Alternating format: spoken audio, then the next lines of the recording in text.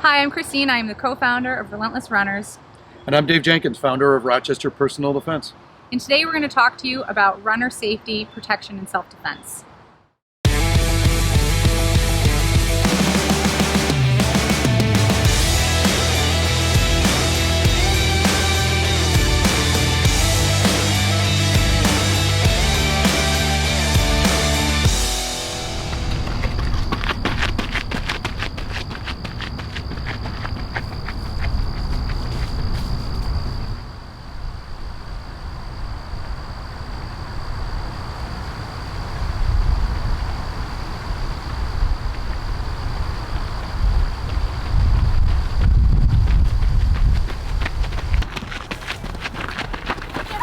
Get off!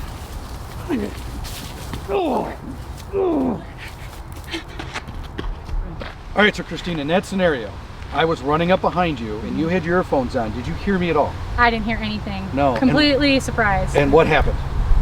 When you grabbed me, grabbed you, and then? Complete surprise, threw me off balance, off gravity. I had no idea you were behind me. Okay. So But you did something excellent right off the bat. What was it? I yelled. Yeah, use this thing, Yeah. right? Yep. And then you decided to do what? Well, as you started pulling me back, I threw an elbow right to the side of the head. Yep. And one thing that I wanted to make sure was I didn't want you on top of me. So to use that momentum and to turn this way, so I was going on top of you, went with the elbow, palm strike to the side of the head. Yep. And then I kneed you in the groin, and then I ran away. And you ran away. And you ran where? To safety. To safety. Excellent. So that was good because the initial response was great. You know, it's going to be a startling thing. It's going to scare you, okay? But you got to take control right away, and you did. The best way to take control is start screaming, draw attention to yourself, make them understand that you're not the easy target, and then fight. And not screaming at the top of your lungs, but saying commands, let go, stop, get off of me. Yep. So in that instance, what if somebody didn't take you down to the ground, but you stood up? There are a bunch of other things you can do, right? You can, if you get grabbed from behind, you can lift your legs out and drop them down. Yeah, you want to show that? So, you know, let's say you got this, you lift up, drop down, boom, and then you get control that way, and then you can start fighting from there. Yep. Right? And So then you get an arm here. free, and you can start, exactly. So there's a lot of other things to do, and you don't have to actually end up on the ground. Okay? So good job on that one. Let's see what we're going to put together next. Okay, thank you.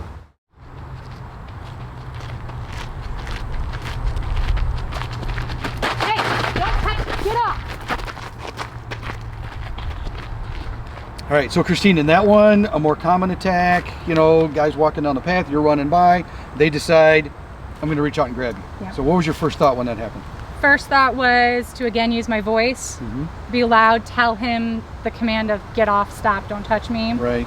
And then not to pull against your hand. Yep. So it's only gonna tighten your grip and it's not actually gonna get me out of it. So what I did was rolled my arm against your thumb to break your hand off of mine and then backed up to get away. Yep, and you used good verbal commands on that. You told them, you know, told me to stay away. That was good. The best thing you did, and what I tell everybody is, you turn and face them. Hey, you know, instead of trying to break it while turned, you turn and face them. It gives you more leverage, more advantage. So that was good. Okay, great. What else would you like to have from what you did? The different types of holds with wrists and turning, and actually how to grip to get apart, because I think people's first instinct is to pull and have a tug of war match with somebody who's grabbing the wrist. So if you want to break down actually how to get the wrist. Yep. So if you remember, the grab I did was a single wrist. Yep. Right. And then basically all you got to do is work against the thumb. Remember, you just turn over and you roll against the thumb and then push against the weakest part. People think the thumb is really strong. It's not. Okay. But if you can work against the open and the thumb, then you can pull your hand away. So if I grabbed a little harder, and you, so this isn't going to do anything. No, all you're doing is help me hang on to your hand. Yep. Okay. So then you roll it over and it pops open. Yep.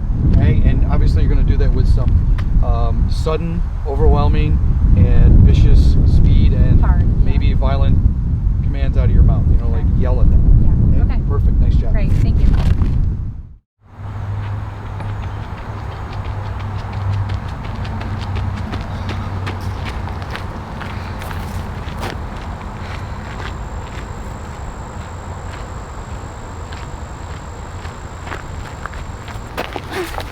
Stop! Get off of me!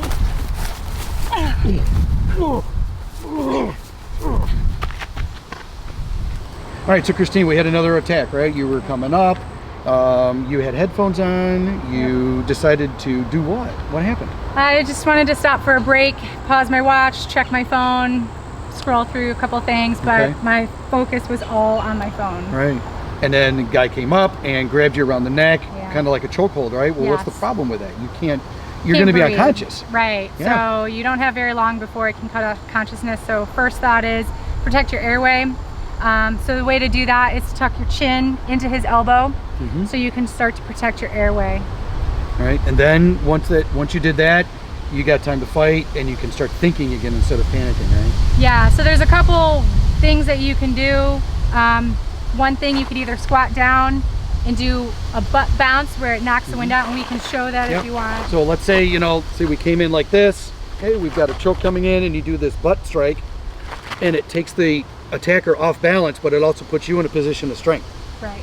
Then you can start elbowing, and then you can start fighting from there, right? Yep, so that's not what I did in that scenario though. The way that it kind of led me was to bring me down and around, so I was side to him, which leveraged his legs, so I could pick up his legs and throw him back down onto the ground, do a couple more strikes to get away. Yep, good. And what did that do? It gave you time to run to safety. Yes.